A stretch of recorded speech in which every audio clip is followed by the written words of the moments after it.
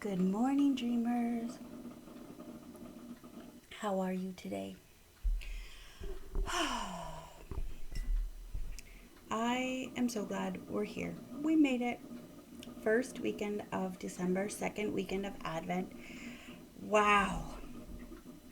This whole week has been about meditating on hope, about God showing up um, when there seems to be no hope.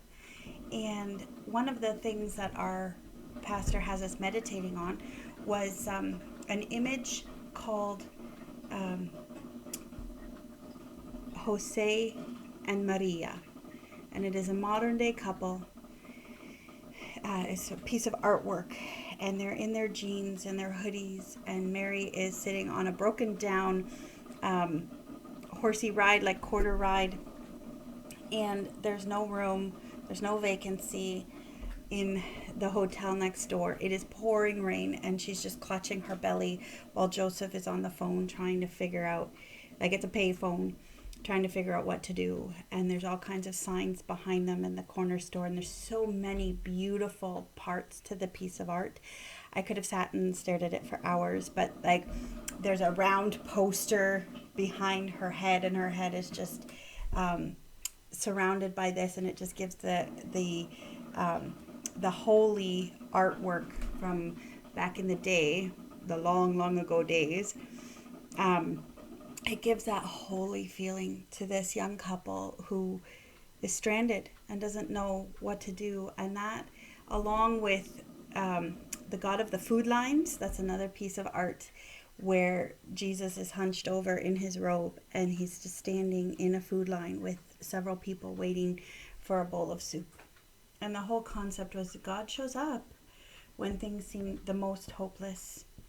And so, if you're in that stage right now, and if the holiday season is terrifying you because there's too much other stuff going on and this does not bring you joy, please don't give up hope.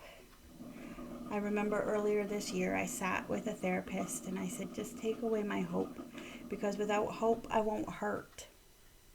And he just was crushed that I would want that. And I was just like, no, and in my head I thought, if I don't hope for this one thing, if I can focus on everything I have instead of hoping for this one thing, then I'll be okay, because I can see the good. I can see, like, I'm not just unfeeling, right? I'm not just unfeeling. I'm just not wishing for something that is not happening. And the constant denial of that, and the constant, I wonder if, and I wonder when. And he said, I'm not going to take that away from you. I can teach you how to live with the unseen fulfillment of that hope, but I'm not going to take it away. And I was thinking of that this week, because the thing I was hoping for seems to be granted. And I am so filled with joy because it's here. And God really showed up.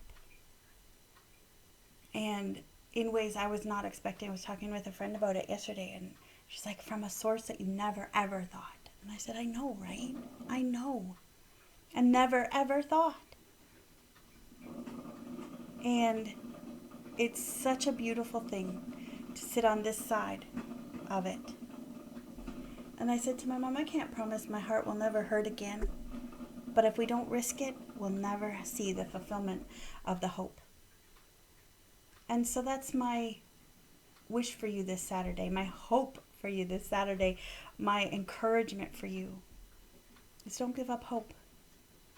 Because without the risk of hope, there will not be the joy of fulfillment of that hope. If you take that hope away, you'll be an empty vessel. And you can be quite useful in your emptiness. You can be quite beautiful. There's display dishes and whatever in my china cabinet that are gorgeous, but I never reach for them. And let God reach for you is what I'm trying to say. Emmanuel, God with us. Let him reach for you. Don't be so standoffish that you are like, no, I don't want this. Because you don't reach for me often enough, don't reach for me at all, okay? Don't have that attitude with God, because He's been reaching out, pursuing you long before you were ever created. You are His dream. He dreamt you before time began. For to God, what is time? But a moment. So it's really hard as our days and hours stretch ahead and we have unfulfilled hopes and disappointments just scattered around, littering the floor we walk upon. Don't focus on those. Get your eyes up off your story. Go find somebody who's struggling and help them. Invite them to your table. Give them a cup of coffee in Jesus' name. You never know how your hope could be fulfilled without you even looking for it. Anyway, that's my Saturday. I know it's a little deep for a Saturday. Should have just been a hug and a hello and a happy dreams. But all these things were in my heart this week, and I didn't quite know how to put them until this morning. So don't give up hope. Know that you are loved. Here's your hug.